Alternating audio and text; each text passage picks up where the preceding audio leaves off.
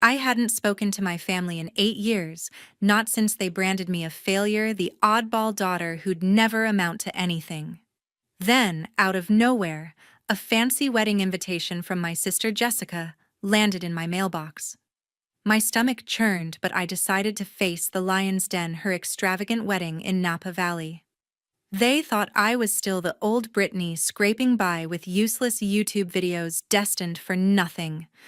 What they didn't know was how much I'd changed, what I'd built, and who I'd married. At that wedding, my parents mocked me in front of hundreds of guests, laughing at my dreams until my husband walked in and the entire room went dead silent. Want to know how my family went from sneering to speechless? Drop a comment with your own family, drama, hit that like button, and subscribe to catch every twist of this story. I'm Brittany, 35 years old, and the story of why I cut off my family starts long before that wedding invitation showed up. Growing up in the Larson family was like living under a microscope. Every move, judged, every choice weighed against the family's golden standard. We lived in a sprawling mansion in Orange County, California, the kind of place that screamed old money and older expectations. My father, Matthew, ran Larson Enterprises, a real estate empire that bought and sold half the West Coast. Success meant following his playbook, study business, join the company, marry someone who'd boost the family name. I never fit that mold, never wanted to. My mother died when I was 9, leaving a hole nothing could fill. She was warm, creative, always encouraging me to dream big. After she was gone, Matthew remarried within a year. Enter Linda, my stepmother, a polished socialite, 15 years his junior, obsessed with status and appearances. Linda brought her own baggage, a sharp tongue, and a best friend, Sarah Mitchell, who hung around our house like she owned it. Both saw me as a problem from day one, too dreamy, too different, always scribbling ideas for videos instead of crunching numbers. By the time I was a teenager, I was obsessed with creating content. I'd sneak into my room with a cheap camcorder, filming skits about sustainable living, my passion even then. Linda called it childish nonsense. Sarah was worse. She'd smirk and say, "Brittany, you're wasting your life on those silly videos." My father didn't bother defending me. He'd just shake his head and mutter about how I'd never survive in the real world. The only person who got me was my little sister Jessica, 7 years younger. She'd sneak into my room to watch my videos, giggling at my goofy intros. "You're gonna be famous, Britt," she'd whisper, her eyes wide. But the Larson family had no room for dreamers. Every dinner was a lecture, Matthew droning on about real estate deals, Linda gushing over her charity galas, Sarah chiming in with snide remarks about my hobby. My cousin Robert, Uncle Charles's son, was the golden boy, already interning at the company by 18, flashing his smug grin whenever I mentioned my videos. Uncle Charles, who took over family decisions when Matthew was too busy, made it clear, "Brittany, you're a Larson. Act like one." Even my little cousin Avery, only 7 back then, noticed the tension. She'd tug my sleeve and ask why everyone was so mean to me.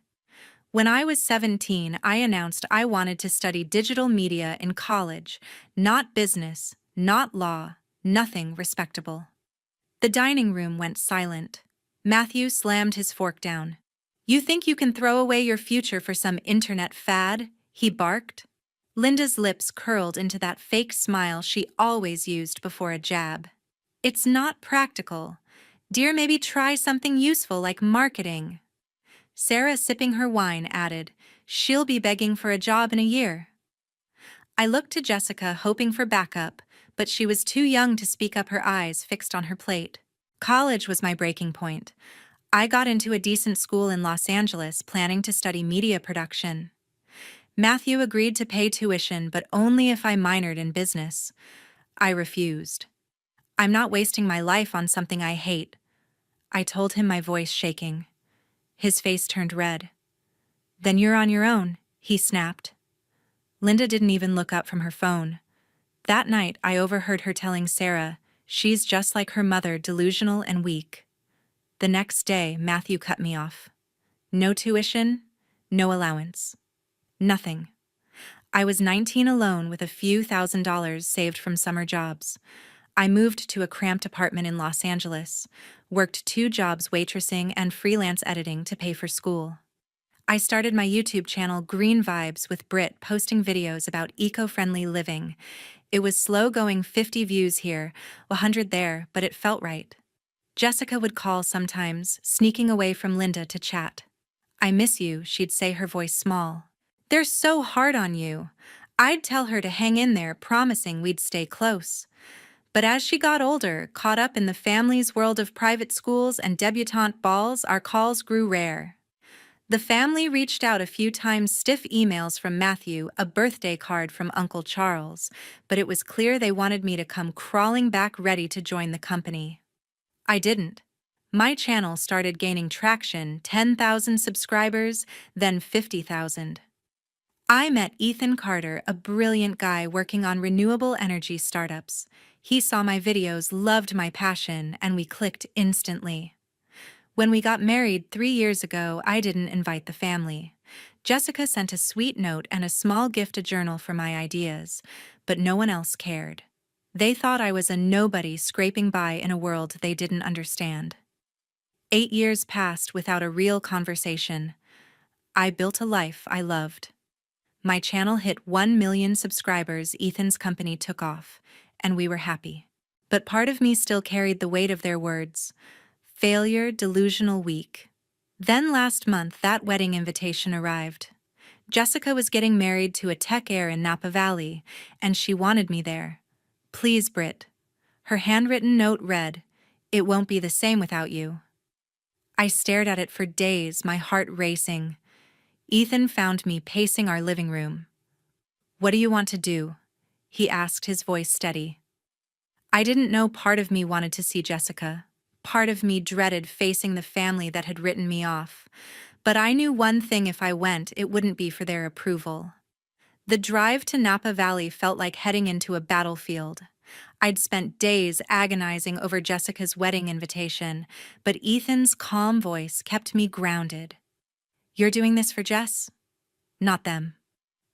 I chose a simple emerald green dress, one I'd designed myself for my Green Vibes brand, paired with low heels I could escape in if things got ugly.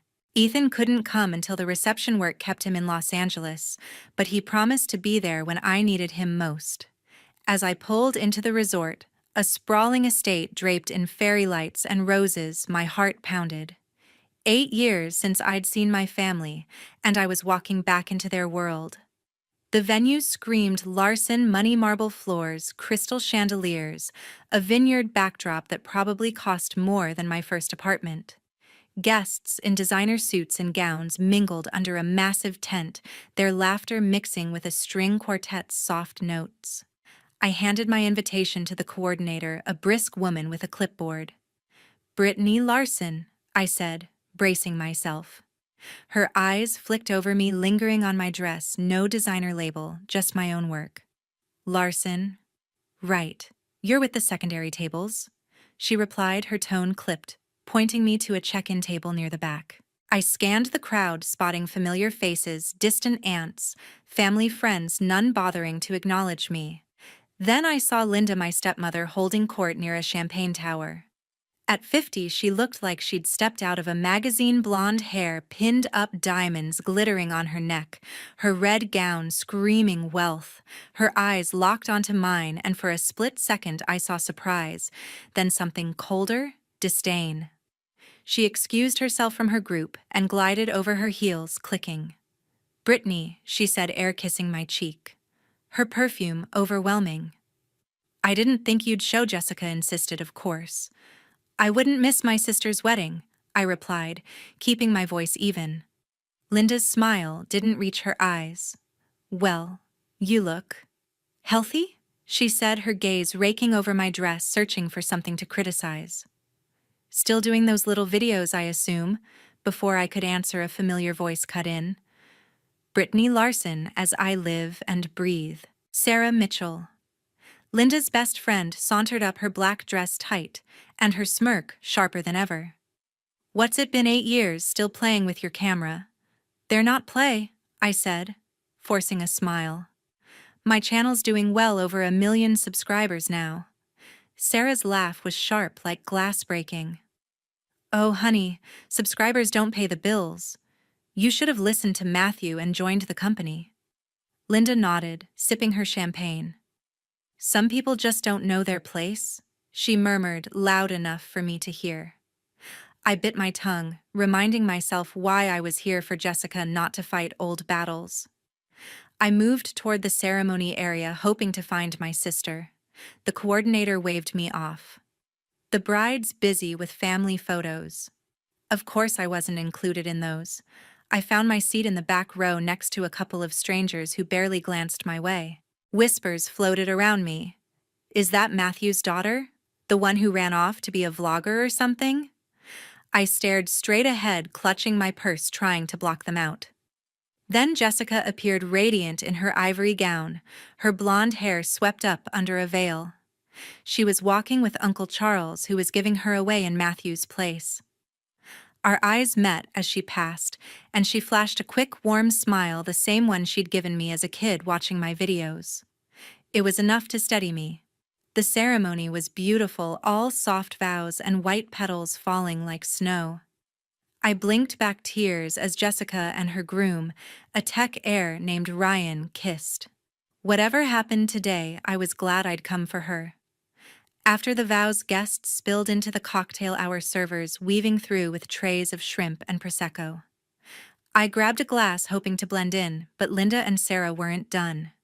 They cornered me near a floral arch, their smiles predatory. Brittany, you must tell us about your career, Linda said, her voice dripping with fake interest. What's it like living off internet clicks? Sarah leaned in, her eyes gleaming. I saw one of your videos, something about composting. Honestly, who watches that? People who care about the planet, I said, my jaw tight. My audience is global now, and brands pay well to work with me. Sarah snorted. Brands like what? Thrift stores? Linda laughed, touching Sarah's arm like they'd just shared the best joke. I felt my cheeks burn, but I wasn't 19 anymore. I wouldn't let them rattle me.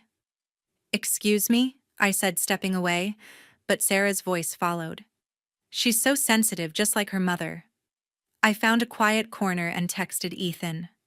Surviving barely. Linda and Sarah are relentless. His reply came fast. Hang in there, I'm wrapping up and heading your way. Knowing he'd be here soon kept me going. I sipped my Prosecco, watching the crowd when my cousin Robert swaggered over, a whiskey in hand. At 37, he was heavier now, his suit straining at the buttons, but that smug grin hadn't changed. Cousin Brittany, he drawled, still chasing internet fame. Or, have you finally gotten a real job? My channel is my job, I said, keeping my tone calm. It pays better than you'd think. He raised an eyebrow, clearly not buying it. Right, and I bet you're living in a penthouse, huh? Keep dreaming. He wandered off, chuckling, leaving me seething. I was about to head for the restroom when a small voice stopped me. Brittany. It was Avery, my 15-year-old cousin, her dark hair in braids, looking nervous in her pastel dress. I watch your videos, she whispered. They're so cool. I want to make content too, but Mom says it's a waste of time. My heart softened. It's not a waste. If you love it, I told her. Send me your ideas, I'd love to see them. Her face lit up, but before she could say more, Linda called her away, shooting me a glare. I sighed, feeling like I was back in that old mansion, always the outsider. The reception was starting, and I found my table, predictably the farthest from the head table, stuck with random cousins and an elderly couple who didn't know me. The ballroom was a vision, ice sculptures, gold-rimmed plates, a chandelier that probably cost more than my car. I watched Jessica glide in with Ryan, her smile bright but strained, like she was carrying the weight of the family's expectations. I wanted to talk to her, but Linda and Matthew were hovering, directing her every move. As dinner was served, Sarah's voice rang out from a nearby table, loud enough to turn heads. Remember when Brittany thought she'd be the next big YouTube star? She said, her tone mocking. She'd lock herself in her room with that cheap camera acting like she was Oprah. A few guests laughed, glancing my way. Linda joined in, her voice carrying. Such a shame, she had every opportunity, but some people choose to throw it all away. I stared at my plate, my fork frozen, feeling every eye on me. Sarah wasn't done. She stood glass in hand, ready to make a spectacle. "Let's raise a toast." She called, her smirk widening, to Brittany Larson, the family dreamer who's still chasing fairy tales. Laughter rippled through the ballroom, sharp, cruel, aimed right at me. I stood frozen by my table, my hands gripping the back of a chair, feeling every pair of eyes in the room. Linda's chuckle joined the chorus, her diamond earrings glinting as she leaned toward Sarah, whispering something that made them both laugh harder. My chest tightened, the old wounds from 8 years ago, splitting open, failure, delusional, weak. Before I could move, a deep voice cut through the noise. "I'd like to add to that toast, my father," Matthew Larson boomed from the head table. He stood, his tailored tuxedo crisp, his silver hair catching the chandelier light. The room quieted, guests turning to the patriarch of Larson Enterprises, expecting some heartfelt speech about Jessica's wedding. Instead, his eyes locked onto me, cold and unforgiving. "To my daughter Brittany," he said, his tone dripping with sarcasm, who thought she could outrun her responsibilities with a camera and some internet pipe dreams. The laughter grew louder, bolder. I felt my face burn, my pulse hammering in my ears. Matthew raised a hand, signaling to a technician at the back. "Let's take a trip down memory lane." He continued, a smirk tugging at his lips. A massive screen behind the head table flickered to life, and there I was, 17 years old, awkward in a baggy hoodie, sitting in my childhood bedroom. The video was one of my first, a shaky clip where I rambled about wanting to be a YouTuber, my voice full of naive hope. "I'm gonna make videos that change the world."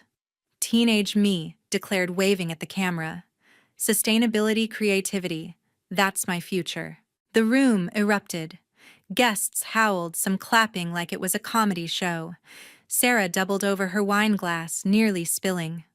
"Oh my God, she's serious!" she gasped loud enough for everyone to hear. Linda's laugh was high-pitched, almost manic. "Look at her, thinking she's the next Oprah," she said, shaking her head. My cousin Robert slouched at his table, snorted so hard his drink sloshed. Even Uncle Charles, usually stoic, cracked a rare smile, his eyes flicking to me with pity, or was it contempt? I wanted to disappear, to sink through the marble floor and never resurface. That video was a piece of my heart, a dream I'd poured everything into when I had nothing else. Now it was a punchline, weaponized by my own father. I glanced at Jessica, hoping for a lifeline. She was frozen at the head table, her face pale, her hands twisting her napkin. Ryan, her groom, whispered something to her, but she didn't move, trapped under the weight of the family's gaze. "Brittany," Matthew went on, his voice carrying over the laughter, "you had every advantage. Private schools, connections, a legacy. And you chose this." He gestured to the screen where teenage me was still babbling about changing the world. "A life of make-believe, leeching off clicks and likes. You're a disappointment to this family." The word disappointment hit like a slap, echoing in the now hushed room. The laughter faded, replaced by an uneasy silence. Guests shifted in their seats, sensing the line between mockery and cruelty had been crossed. I opened my mouth to speak, but no words came. My throat was tight, my vision blurring. I was 19 again, standing in Matthew's office, hearing him tell me I'd never survive without his money. Linda stood now, placing a hand on Matthew's arm, her smile sharp. "Let's not dwell on it, Matthew," she said, loud enough for the room to hear. "She's lucky we even invited her." Sarah nodded, raising her glass again. "To Brittany, the dreamer who never woke up." Another wave of chuckles followed, but it was thinner, less certain. I was seconds from bolting when the ballroom doors swung open. Ethan Carter, my husband, strode in, his charcoal suit tailored to perfection, his dark hair neat despite the rush from Los Angeles. He moved with that quiet confidence that always steadied me, his eyes finding mine across the room. The crowd parted slightly, heads turning to this newcomer who didn't belong in their world, or so they thought. Ethan's warm smile was like oxygen pulling me back from the edge. He reached me in seconds, his hand brushing mine, grounding me. "Sorry I'm late," he said, his voice calm but carrying. Traffic was brutal. The room was still the air thick with curiosity. Matthew's smirk faltered, his eyes narrowing. "And who are you?" he demanded, his tone sharp. Ethan turned to him, unfazed. "Ethan Carter, Brittany's husband," he replied, offering a hand. Matthew didn't take. "I've heard a lot about you, Matthew." Linda's eyebrows shot up, her gaze darting between us, reassessing. Sarah's smirk vanished, her glass lowering slightly. Ethan glanced at the screen where my teenage self was frozen mid-sentence. "Nice touch," he said to Matthew, his voice cool. "Showing a kid's dream to humiliate her, real classy." A few guests gasped, others murmured. Matthew's face reddened, but before he could respond, Ethan turned to me, his eyes softening. "You okay, Britt?" I nodded barely, my voice gone. He squeezed my hand, then faced the room, his presence commanding without effort. "Let's set the record straight," Ethan said, his voice clear, cutting through the tension. "That pipe dream you're laughing at, Brittany's YouTube channel Green Vibes with Brit, has over 2 million subscribers. Her videos on sustainable living reach millions. Global brands like Patagonia and Tesla pay 6 figures to work with her." The murmurs grew louder, guests exchanging stunned looks. Linda's smile froze, her champagne glass trembling. Sarah's jaw dropped, her eyes wide. "And me," Ethan continued, his tone steady. "I run Carter Energy, a renewable energy company. We just signed a $20 million contract with the state of California to build solar farms. Brittany's my partner in every sense. She's the creative force behind our mission to make the world greener." The room was silent now, the kind of silence that swallows everything. Robert's glass hit the table with a clink. Uncle Charles's smile was gone, his face unreadable. Jessica stood suddenly, her chair scraping the floor. "Enough?" she said, her voice shaking but firm. She stepped away from the head table, her gown rustling, and crossed the room to me. "Britt's not a disappointment," she said, loud enough for everyone to hear. "She's the only one in this family who ever believed in me, who told me I could be more than a Larson trophy." She turned to Matthew, her eyes blazing. "You're wrong about her, always have been." The crowd was frozen, every eye on us. Matthew's face was purple, his fists clenched. Linda touched his arm, whispering, "Matthew, calm down," but he shook her off. Sarah sank into her chair, her face pale, realizing she'd picked the wrong target. Jessica grabbed my other hand, standing beside me, her grip fierce. Ethan's arm brushed mine, his presence a shield. For the first time that night, I felt like I wasn't alone. I looked at Matthew, then Linda, then Sarah, their smugness crumbling. The screen behind them still showed teenage me dreaming big. That girl wasn't a joke, she was the start of everything I'd built. I straightened, finding my voice. "You'll regret this," I said quietly, my words carrying in the silence. Sarah let out a weak laugh, but it died fast. Matthew's eyes narrowed, but he said nothing, the weight of Ethan's words and Jessica's defiance pinning him in place. The room held its breath, waiting for what came next. Linda recovered first, her socialite instincts kicking in. She stepped forward, her red gown swishing, and flashed a brittle smile. "Brittany, darling," she said, her voice syrupy, "why didn't you tell us about your success? 2 million subscribers, that's incredible." She reached out like she might hug me, but I stepped back. My expression cold. "Would it have mattered?" I asked, my voice steady, despite the adrenaline pumping through me. Linda's smile faltered, her hand hovering awkwardly in the air. Sarah jumped in, desperate to save face. "We're so proud of you, Brittany," she said, her tone forced. "I mean, who knew you were working with Tesla? That's huge." I looked at her, then at Linda, their sudden flattery as hollow as their earlier insults. "You didn't care when I was starting out," I said, keeping my gaze level. "You called my dreams childish, a waste of time. Now you're proud." Sarah's mouth opened, but no words came out. Linda's eyes narrowed, but she stayed silent, her charm offensive failing under the weight of her own hypocrisy. The crowd watched, some whispering, others openly staring, the drama unfolding like a live show they couldn't turn away from. Matthew cleared his throat, trying to regain control. "This is all very impressive," he said, his voice tight, as if the words physically hurt him. "But let's not make a scene at Jessica's wedding." He shot me a look, the same one he'd used when I was 19, daring me to fall in line. I met his gaze, unflinching. "You started this scene, Dad?" I said the word dad sharp, a reminder of the father who'd cut me off without a second thought. "You wanted to humiliate me. Don't act surprised when it backfires." A murmur rippled through the room, guests shifting uncomfortably. Uncle Charles stood, his face stern, ready to play patriarch. "Brittany, enough," he barked. "This is a celebration, not a place to air grievances." Before I could respond, Jessica cut in, her voice fierce. "No, Uncle Charles. She's right," she said, stepping closer to me. "You all treated Britt like she was nothing, but she's built more than any of us could have imagined. I'm ashamed I didn't stand up for her sooner." She turned to me, her eyes glistening. "I'm sorry, Britt, I should have fought for you years ago." Her words hit me like a wave, warm and overwhelming. I squeezed her hand, my throat tight. "You're here now, Jess," I whispered, and she nodded, a small smile breaking through her tears. Ryan, her groom, stood beside her, his expression supportive, clearly impressed by her courage.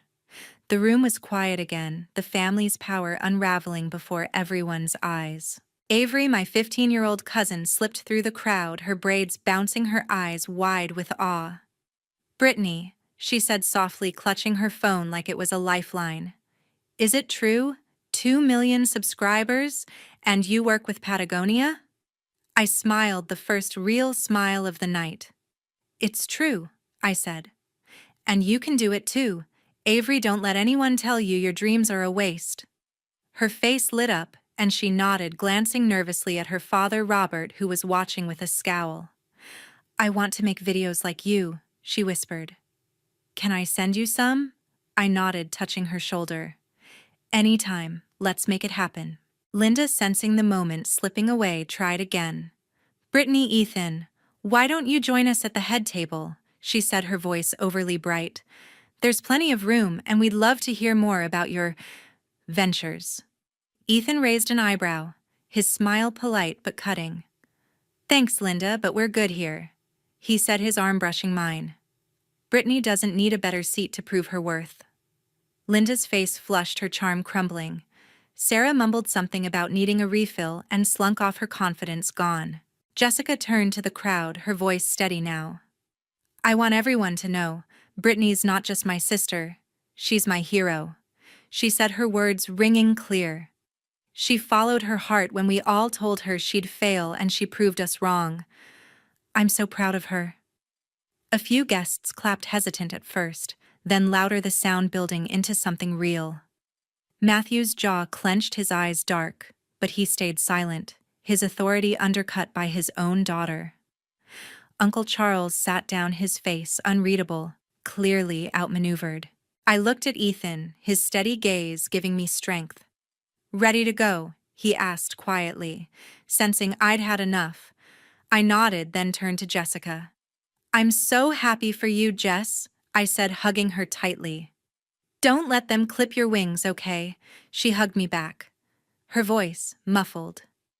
"I won't, Britt, I promise we'll stay close." I pulled back, smiling at Ryan, who gave me a respectful nod. "Take care of her," I told him, and he grinned. "Always." Before leaving, I crouched down to Avery. "Here," I said, slipping a small notebook from my purse, a mini version of the one Jessica had sent me years ago. "Write your ideas in this, and send me your first video deal." Her eyes sparkled, and she hugged me, quick and fierce. "Deal," she whispered. I stood, taking Ethan's hand, and we started toward the exit. The crowd parted, some guests nodding, others avoiding my gaze, the weight of the night settling over them. Matthew stepped forward, his expression stiff. "Brittany," he said, his voice low. "We should talk, maybe lunch tomorrow." Larson Enterprises could use someone with your influence. Ethan chuckled softly, shaking his head. She doesn't need your company, Matthew. He said, his tone firm. Brittany's built her own empire. You're welcome to watch her videos, though. I bit back a smile as Matthew's face darkened his offer. Rejected in front of his peers. As we reached the doors, Linda called out, her voice desperate. Brittany, don't be rash. We're family. I paused, turning just enough to meet her eyes. Family doesn't humiliate each other. Linda, I said, my voice calm but final. You made your choice 8 years ago. I've made mine. With that, we walked out, the cool Napa Valley air hitting my face like freedom. Ethan squeezed my hand, his smile proud. You were incredible, Britt, he said, and I leaned into him, the weight of the night lifting. Whatever came next, I knew I'd faced my demons and won. We didn't look back as we left the Larson family's glittering world behind, their stunned faces fading into the distance. The drive back to Los Angeles was quiet, not the heavy kind, but the kind where you're both processing something big. Ethan glanced at me, his smile soft. You did it, Britt, he said, his voice warm. You faced them and came out stronger. I leaned my head against the window, the highway lights blurring past, and for the first time in years I felt light, like I'd finally let go of their judgment. Back in our loft in Los Angeles, life slipped back into its rhythm. Our place was nothing like the Larson mansion. No marble floors or chandeliers, just high ceilings, sunlit windows, and a cluttered desk where I edited my green vibes with Brit videos. I loved it, every mismatched chair, every plant I'd nursed back to life. The next morning, I woke to a text from Avery, my 15-year-old cousin. Brittany, thank you for what you said, it read. I started filming my first video last night. It's about upcycling clothes. Can I send it to you? Attached was a blurry photo of her holding a thrifted jacket, her grin wide. My heart swelled. I texted back, can't wait to see it keep shining, Avery. Knowing I'd sparked something in her made the whole ordeal worth it. Jessica called that afternoon, her voice hesitant but warm. Britt. I can't stop thinking about the wedding, she said, the words rushing out. I'm so sorry for everything, for not standing up sooner, for letting them treat you like that. I sat on our couch, sunlight streaming in, and listened as she poured her heart out. You're my sister, and I want us to be real again, not just holiday cards or awkward texts. I smiled, my eyes stinging. I'd love that, Jess, I said. Let's start fresh, you and me. She laughed a little shaky, and we made plans to meet up soon, maybe in San Francisco, away from the family's shadow. True to her word, Jessica kept in touch. She sent photos from her honeymoon in Hawaii, funny memes about wedding planning, even a video of her trying to compost in her new apartment, clearly inspired by my channel. It wasn't perfect. The years apart left gaps we'd need time to fill, but it was a start. Ryan, her husband, joined one of our video calls, his easy grin making me like him more. Britt, Jess talks about you all the time, he said. You're the cool sister who's saving the planet. I laughed, feeling a warmth I hadn't known with family in years. The rest of the Larsons. Not so much. A week after the wedding, Linda sent an email formal, like she was addressing a business associate. Dear Brittany, it began. Your accomplishments are truly remarkable. We'd love to have you and Ethan over for brunch to discuss potential collaborations. I rolled my eyes, showing it to Ethan. Collaborations, he said, snorting. She means she wants a piece of your clout. I didn't reply. Linda's brunch invite went straight to the trash, along with a tacky gift basket she sent, probably repurposed from one of her galas. Matthew was next, leaving a voicemail that was more command than apology. Brittany, it's your father, he said, his voice gruff. What happened at the wedding was regrettable. Larson Enterprises could benefit from your platform. Call me to discuss. I played it for Ethan, who shook his head. He's not sorry, he's just sniffing out a deal, he said. I nodded, deleting the message. Matthew had made his choice when he cut me off at 19. I didn't owe him a second chance. Sarah Mitchell, of all people, tried her luck too. She slid into my Instagram DMs with a long, rambling message. "Brittany, I misjudged you," she wrote. "Your videos are so inspiring. Let's grab coffee. I'm in LA next month." I left her on read. Sarah's fake tears didn't erase the years she'd spent tearing me down beside Linda. Robert and Uncle Charles stayed silent, probably too proud or too embarrassed to reach out. I was fine with that. Their absence was louder than any apology could have been. A month later, I was prepping for a new Green Vibes video when Avery's first video arrived in my inbox. It was rough, shaky camera, uneven audio, but her passion shone through as she showed how to turn old jeans into a tote bag. I sent her feedback encouraging her to keep going and shared her video on my Instagram story, tagging her with a heart emoji. Her reply was a string of excited emojis and a "Thank you, Brittany, that kid was going places," and I'd be damned if her family crushed her dreams like they'd tried with mine. Ethan found me in our home office one evening, staring at my laptop, a half-edited video paused on the screen. "You've been quiet," he said, leaning against the doorframe, his dark eyes searching mine. "Still thinking about the wedding?" I nodded, closing the laptop. "It's weird," I admitted. "All those years I worked so hard to prove them wrong. 2 million subscribers, brand deals, our life. But when I finally got their attention, it didn't feel like I thought it would." Ethan sat beside me, his hand on mine. "That's because their approval was never the point," he said. "You built this for you, not them." He was right. The wedding had been a reckoning, not a victory lap. Standing up to Matthew, Linda, and Sarah hadn't filled some void from my childhood. It had shown me I didn't need their validation to begin with. I thought back to that teenage girl in the video they'd mocked, the one who dreamed of changing the world. She wasn't a failure, she was the foundation of everything I'd become. My channel, my marriage, my mission, they were mine, built on my terms, not theirs. I started pouring that clarity into my work. My next video about finding purpose through passion hit 3 million views in a week. Comments poured in, people sharing how they'd defied their own families, chased dreams others called foolish. One comment from a girl named Mia stuck with me. "Your story gave me the courage to start my own channel. Thank you, Britt." I pinned it, smiling, knowing that was the real win, lighting a spark in someone else, just like I had with Avery. Jessica visited us in Los Angeles a few months later, her laughter filling our loft as we cooked a messy vegan dinner together. She'd started therapy, she told me, to untangle herself from the Larson expectations. "Seeing you stand up to Dad, it changed me," she said, her eyes serious. "I want to live like that, Britt, free." I hugged her, proud of the woman she was becoming. We promised to keep building our bond no matter what the family thought. As for the Larsons, I let them fade. I didn't hate them, not Matthew, not Linda, not Sarah. Hate would have meant they still had power over me. Instead, I chose indifference, focusing on the life I loved.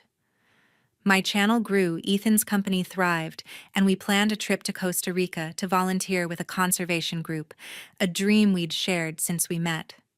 The notebook Avery sent me, filled with her video ideas, sat on my desk, a reminder of what mattered, inspiring others to be true to themselves. If you've ever had to stand up to family who tried to define your worth, you know how hard it is to break free. It takes guts to choose your own path when everyone's telling you you'll fail. But here's what I learned. Your value isn't in their applause. It's in the life you build, the people you lift up, the dreams you chase. So tell me your story. How did you find the courage to live your truth? Drop it in the comments, hit that like button, and subscribe for more real talk. Thanks for listening to mine, and here's to writing your own ending.